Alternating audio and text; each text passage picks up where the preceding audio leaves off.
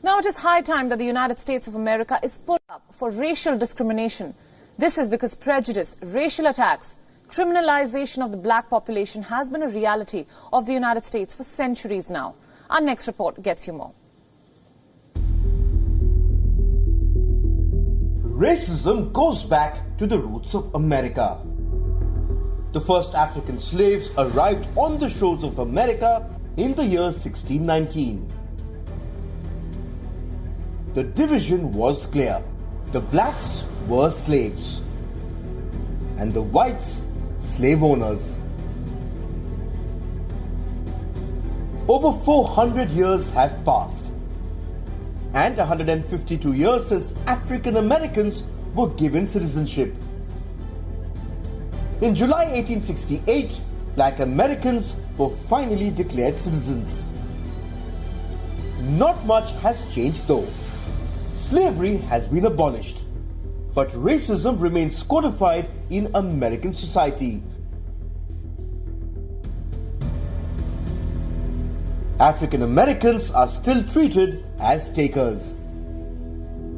Over-policing has replaced the black codes.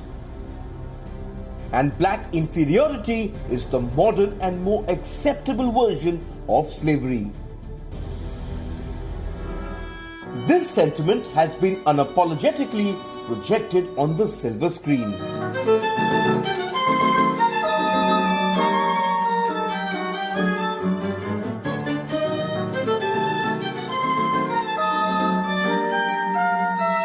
In 1915, the movie Birth of the Nation celebrated white supremacy. It criminalized black Americans and upheld the sense of us versus them. This prejudice haunted black soldiers when they returned from their World War I postings.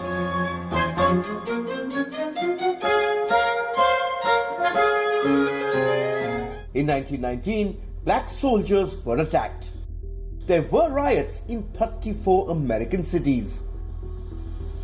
White supremacists apparently wanted to show black soldiers their place. In 1957, 9 black students were harassed and spat on. By then, racism had become an accepted wrong. The law mandated separate public spaces. Blacks and whites could not sit together in a classroom, let alone eat together at restaurants. When blacks broke these laws, they were brutalized by the police. Police dogs used to disperse a more unruly demonstration inflicted many bites. Several demonstrators were arrested. When they were lynched, the police turned the other way. Until squads of state police moved in to assist local officers. Though African Americans were granted equality on paper, the reality was very different. It was against this reality that activists like Martin Luther King Jr. raised a voice. It would be fatal for the nation to overlook the urgency of the moment. This sweltering summit of the Negro's legitimate discontent will not pass until that is an invigorating autumn of freedom and equality.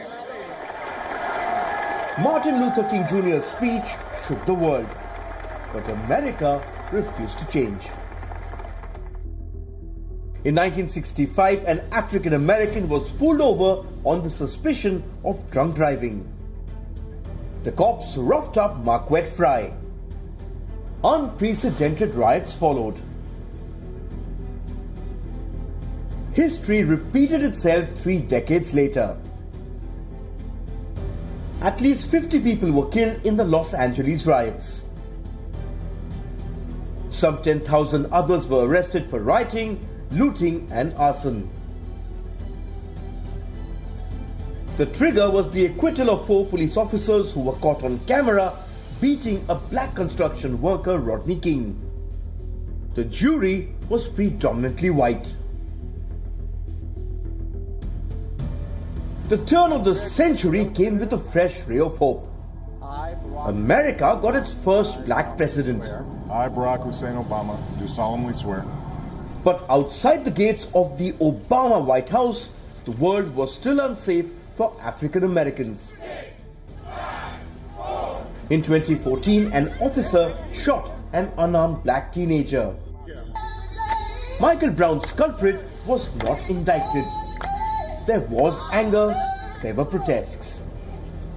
And it channeled into the Black Lives Matter movement.